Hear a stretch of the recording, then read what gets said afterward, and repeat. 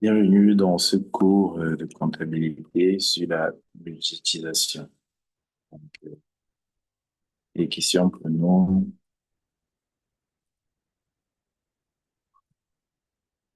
de voir dans quelle mesure le budget est important en comptabilité. Donc, savoir que le budget, lui, là, chaque budget qu'on a, il y a deux rôles. On a deux rôles.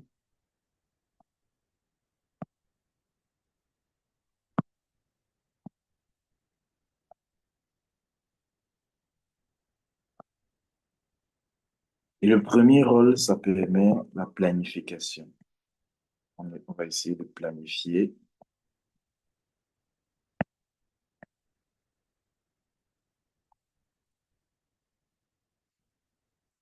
Et le deuxième rôle, ça consiste à faire un contrôle.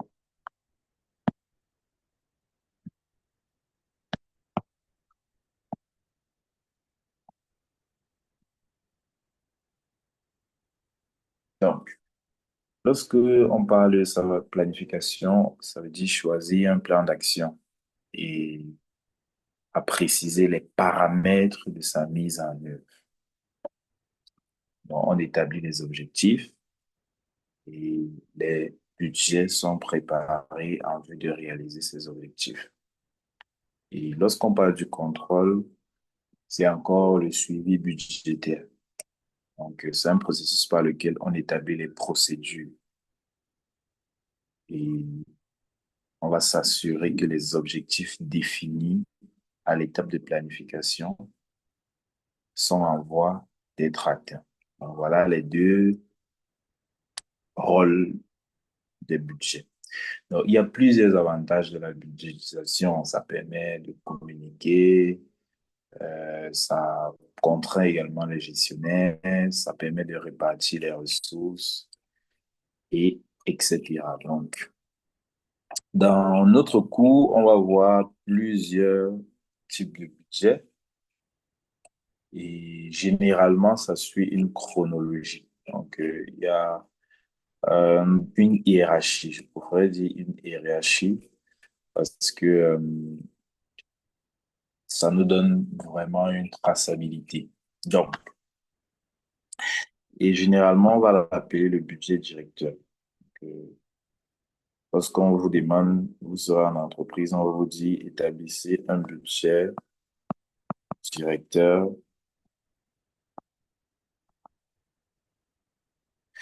Ça signifie que on a besoin, premièrement, le budget de vente. On commence toujours par les ventes. La première des choses que vous allez produire sera un budget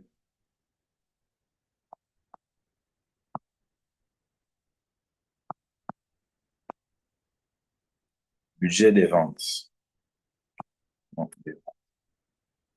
Donc, on va essayer de voir quelques templates sur comment est-ce qu'on fait un budget de vente. Et lorsque vous avez fait un budget de vente, généralement, euh, il peut y avoir trois ensembles. Donc, le premier là, vous allez faire un budget de stock.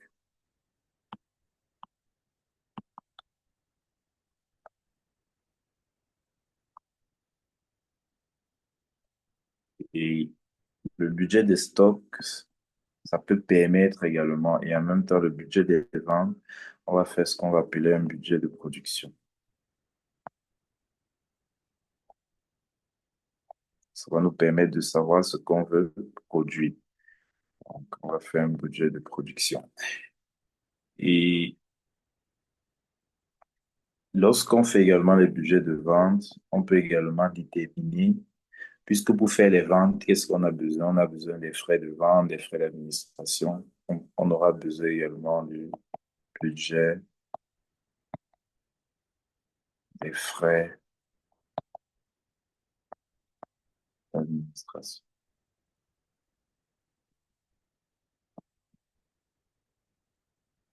des frais de vente également.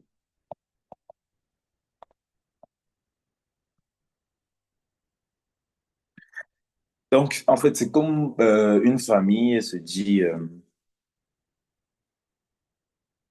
au début du mois, faisons le budget de notre famille. Pour faire le budget de notre famille, qu'est-ce qu'on voit? On regarde le salaire des parents. Le salaire, c'est comme les ventes. Donc, qu'est-ce qui va entrer? Ensuite, on peut faire le budget des charges, par exemple, de la maison. Par exemple, on peut faire le budget, s'il faut séparer le budget de l'épicerie, le budget du transport, etc., etc. En fait, c'est la même chose, mais dans le cadre de la comptabilité. Lorsqu'on fait le budget de la production, généralement, pour produire, vous aurez besoin de la matière première. On fait le budget matière première. Et on fait également le budget de main-d'œuvre directe.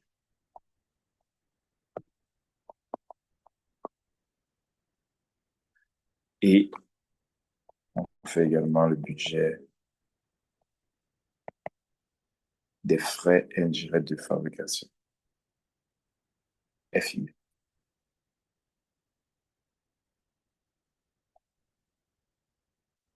Donc, voilà, généralement. Après, vous pourrez également faire les budgets de trésorerie. Bon, les trois, si vous permettent de faire un budget de trésorerie.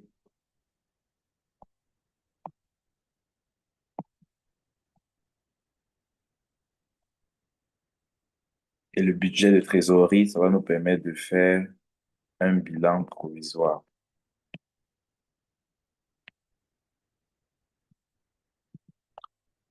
Donc, il y a également le budget d'investissement et l'état des résultats prévisionnels, etc., etc. Donc, il y a tant de choses qu'on peut faire donc avec le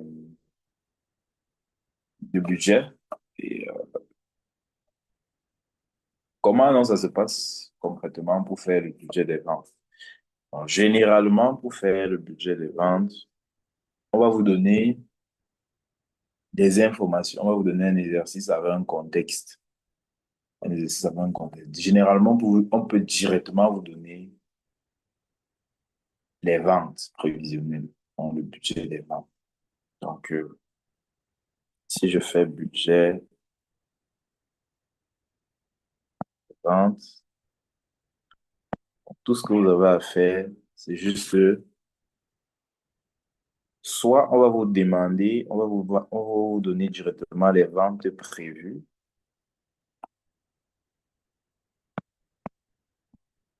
au budget en unité. Donc, généralement, on peut vous donner ça en unité. Si on vous donne en unité, ça veut dire qu'on va vous donner le prix de vente par unité. Mais si on vous donne déjà en dollars, vous prenez le dollar. Donc, vente, j'ai des ventes prévues. Vous allez mettre ici.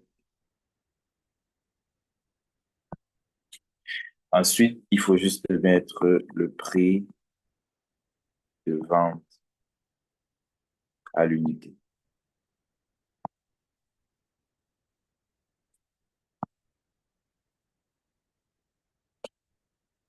Ensuite, vous faites le total,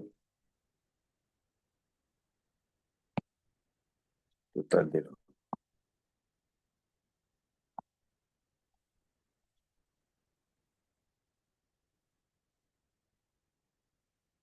Et c'est une multiplication. Donc, des fois, on peut directement vous donner le total des ventes. Vous allez juste faire cela.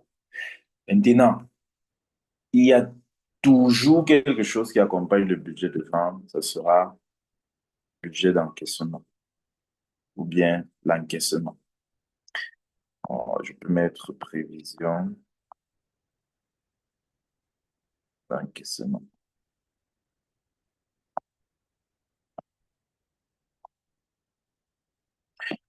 Donc,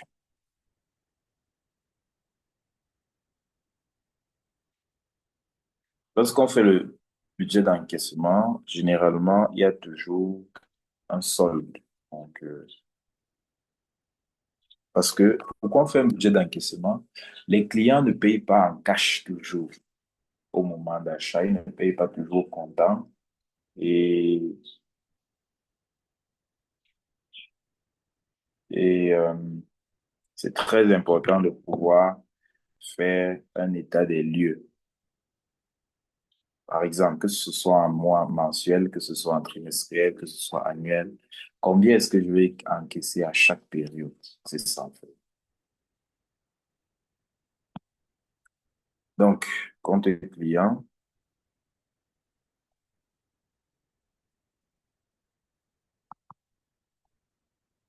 donc, ou bien vous pouvez mettre solde au début. On va vous donner peut-être le solde au début.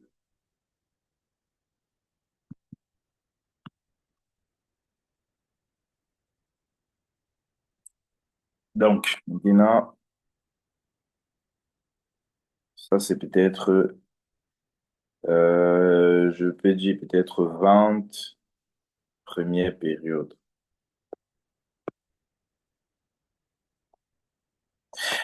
Le principe, c'est peut-être quoi?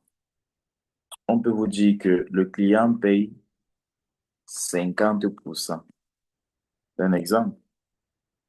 Le client paye 50% au début, il paye 50% comptant et 50% le mois suivant. Ça veut dire que je vais venir ici, c'est mon premier mois, première période. Je vais faire 50% de ce montant. Je vais le mettre ici. Donc ça, c'est au début. Donc, bien, deuxième, troisième période. Je fais 50%, donc je vais faire 50% si j'appelle celui-ci 1. Non, j'appelle celui-ci A. 50% fois A, je vais mettre ici. Et pour distinguer, disons 60% et 40%. Je vais mettre 60% fois A. Le deuxième est 40% fois A.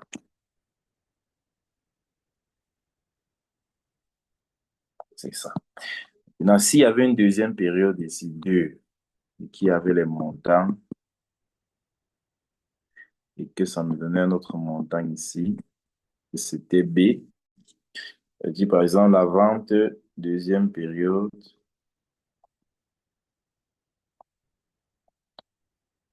je dis que la deuxième période, je fais donc 60% fois B, 40% fois B. Ça va me donner donc le total ici, le total, le total, le total, etc. Donc, il faut bien faire attention et généralement, il faut aligner ainsi. Il faut aligner pour pouvoir faire facilement. Donc, quand on va faire un exemple, ça sera plus visible. Donc, pour certains, vous aurez besoin du budget production. On met là budget production.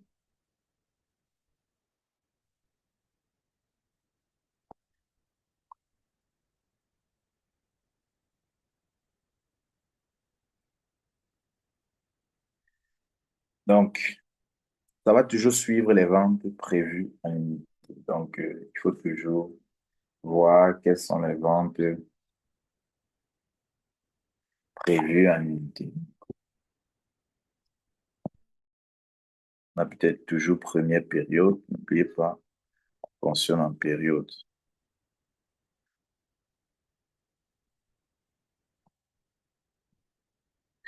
Donc, je mets toujours, ça va toujours suivre mes ventes prévues. Je vais mettre toujours en unité. Je vais mettre mes ventes là. Je vais mettre mes ventes là. Ensuite, il faut, pour savoir quel est le budget que je veux, je vais d'abord ajouter le stock de produits finis que je désire à la fin. Stock de produits finis souhaités à la fin.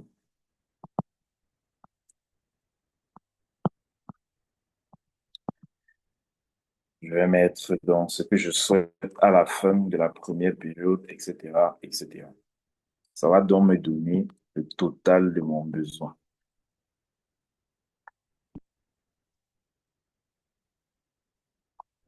besoin de production.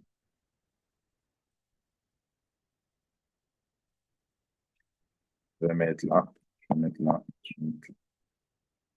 Et je vais soustraire ce que je dispose déjà, moins ce que je dispose. Donc, comme c'est la suite d'un exercice, est-ce que je disposais déjà quelque chose? Moins le stock de produits finis au début. Je vais faire dans une soustraction.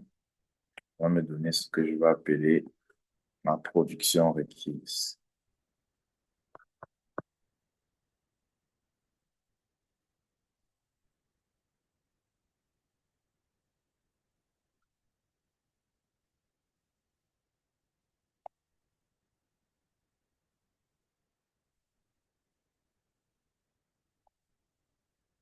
Il existe des exercices, on va directement vous donner ça.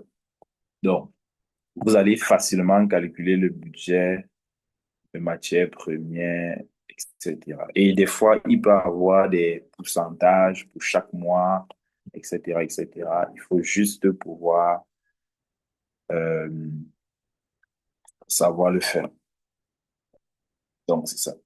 C'est la même chose. Par exemple, si on vous demande le budget des achats, donc c'est la même chose. Donc, c'est le même principe. S'il faut le budget de production, ça peut être pour les entreprises commerciales, puisqu'ils ne produisent pas, il y a un budget plutôt des achats. Donc, c'est ça. Donc, si c'est une entreprise commerciale, on vous demande le budget achat.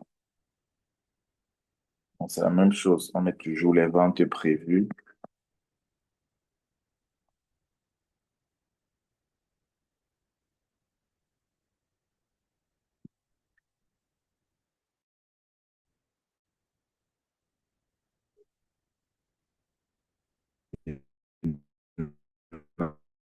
On a, on met plus stock des marchandises souhaitées à la fin.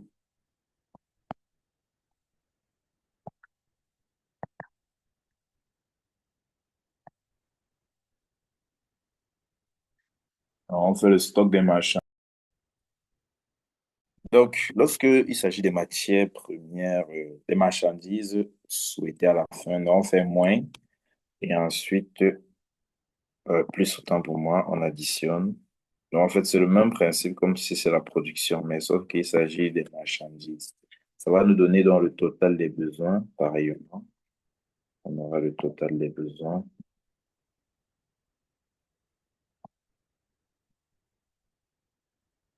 Et dans le total des besoins, on va soustraire le stock de marchandises au début. Donc, moins le stock de marchandises au début.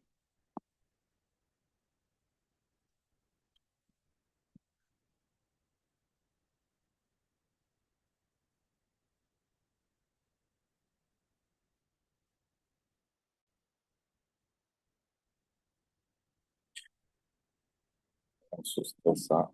Ça va nous donner donc l'achat requis. Achat.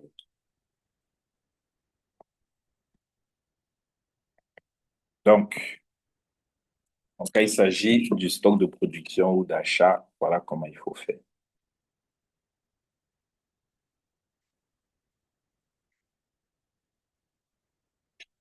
Maintenant, euh, lorsqu'on finit le budget de production, comme on a vu, il y a le budget des matières premières, le budget de main-d'œuvre, le budget de FIF.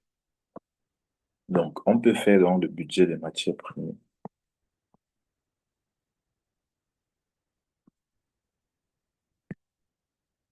Le budget des matières premières, ça répond au budget de production. Donc, c'est plus dans des,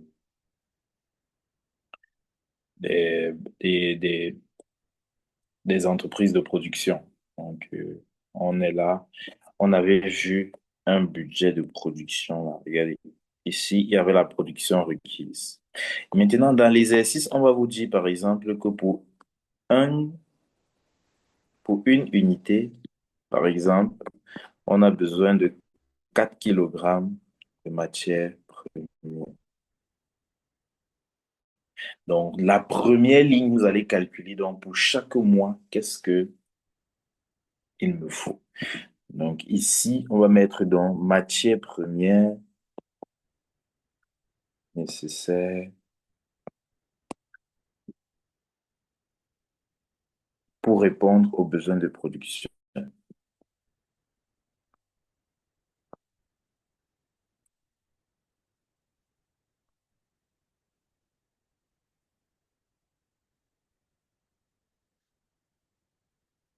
On peut avoir ça le premier mois, deuxième mois, etc. Et c'est le même principe. On va ajouter le stock des matières premières souhaitées à la fin.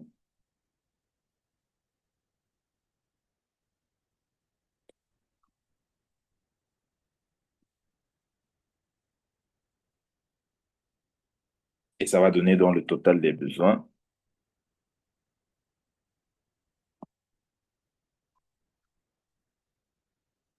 Total des besoins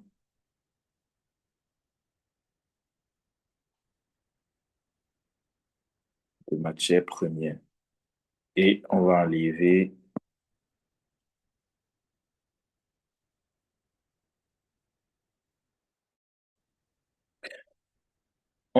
le stock de matières premières au début.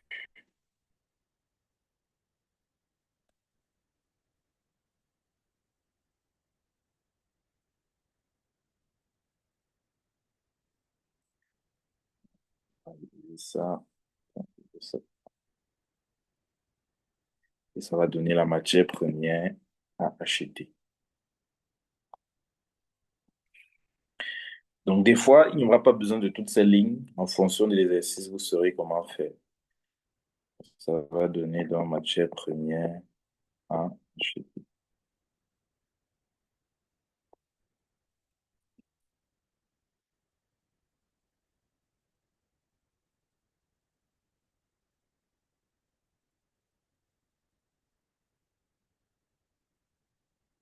Des fois, il y a des pourcentages. On peut dire 20% le mois, on conserve 10% du mois suivant, ce mois-ci, etc. Il faut bien connaître ça. Et après, vous allez faire le décaissement. Bon, souvent, vous faites le budget de décaissement. Bon, vous mettez simplement, c'est le même comme l'encaissement, mais sauf que ici, c'est pour les décaissements lorsqu'il s'agit des achats. Donc, c'est ça. Et c'est pareil pour main-d'œuvre directe. Donc, au budget de main-d'œuvre directe,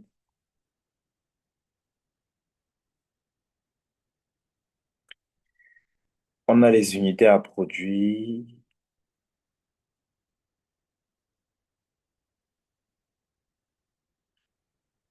Maintenant, on va vous donner le temps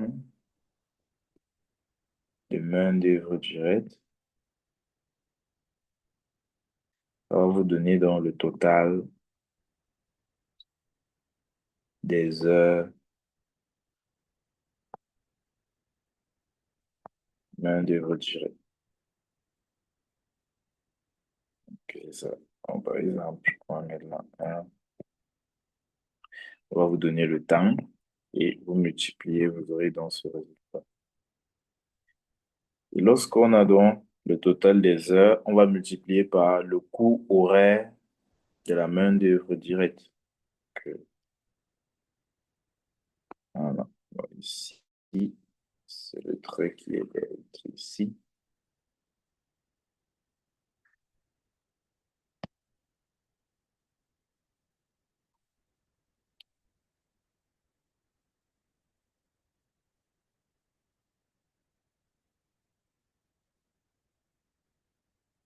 Coût de la main-d'œuvre directe.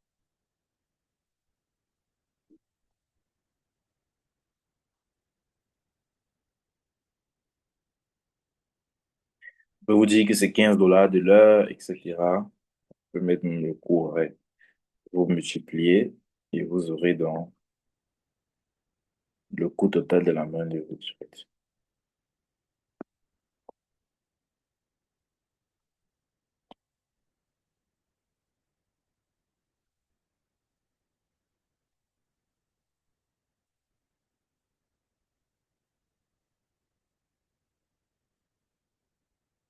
Oh, très bien.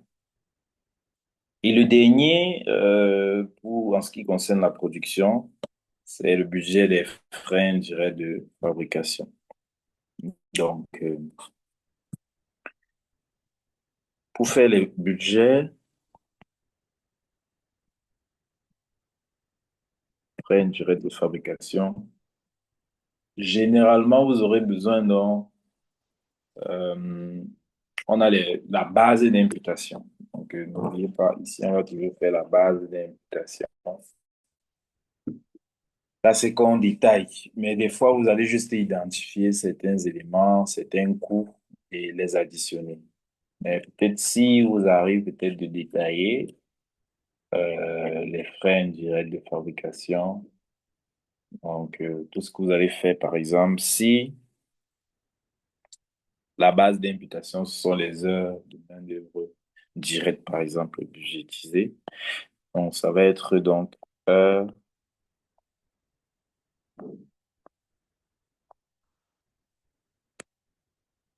main-d'œuvre directe,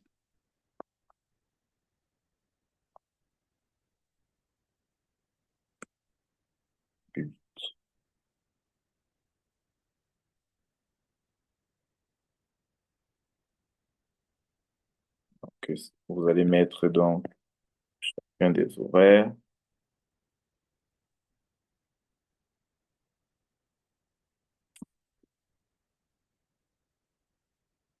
Maintenant, il faudra vous calculer, soit on vous a donné dans l'exercice, soit vous allez calculer le taux d'imputation.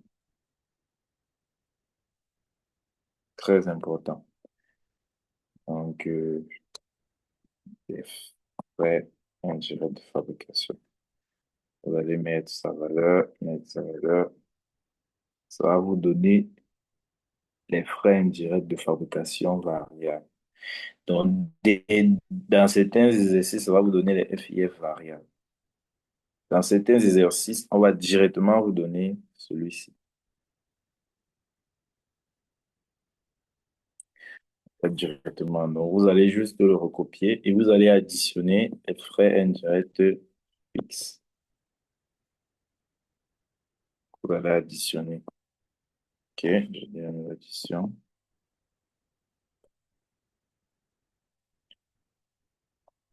Ça va vous donner le total des FIF.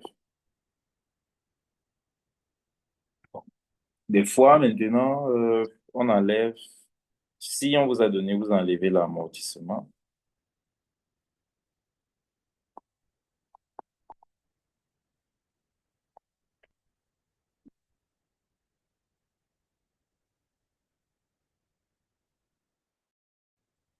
On vous a donné, vous enlevez l'amortissement. Ça va vous donner ce qu'il faut ici.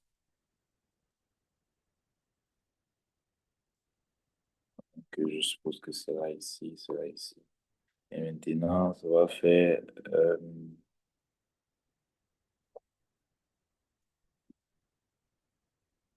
comment on appelle ça? Ça va vous donner le décaissement pour les frais directs de fabrication.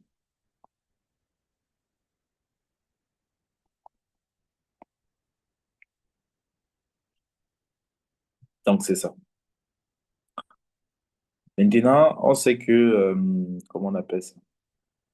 Le taux d'imputation pour la période. Il faut calculer le taux d'imputation pour la période. On verra comment on fait ça dans les exos. Donc, voilà quelques budgets. Le reste, c'est pareil. Par exemple, si on vous demande le stock, c'est autre chose. Le budget des frais de vente, il faut juste être logique. Et la trésorerie, pareil, il faut être logique. C'est plus dans les exercices qu'on comprend cela. Donc, merci et rendez-vous